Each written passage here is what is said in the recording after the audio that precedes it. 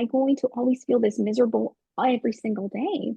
And mind you, I experienced overload loss. So I was experiencing multiple panics daily. Hmm. And seeing others, whether it was on, videos or on TED Talks, I'm like, okay, they did it. They did it somehow. How can I do it? And it goes back to part of my work as being a facilitator for the Resilient Parenting Program through ASU.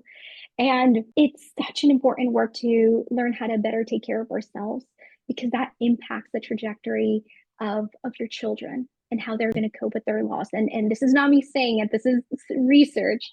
And I've seen it also in my own life with my daughter. My daughter was 13 months old when my late husband passed. And I remember reading a article from the Dougie Center that said, the statistics of children of how we process our grief is a direct correlation to how our children will be impacted by this altering life experience. And I remember thinking, I don't want to be a statistic. I want to give my daughter the best shot in life that I can with everything that we lost. So that's kind of what inspired me also to go on this journey of getting my PhD in psychology and not only that, but being able to help others in this capacity as well. And there is research on how children grieve, but we also have to turn that lens and also look at that foundational pillar of what else can help children grieve. And that's the foundation of the stability and the health of their parent, of that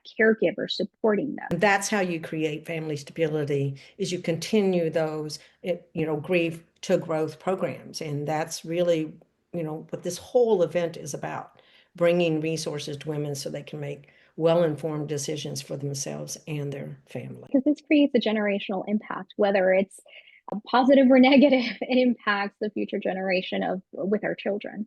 You think about this is, I do remember when my daughters were younger and I didn't have as much information as you have today, but I was hell-bent on creating a life that honored what they lost out on with their father. And I think all of us are doing that and doing it well. But we're not even just doing it for ourselves, we're turning around and helping so many others. And that is important work to build.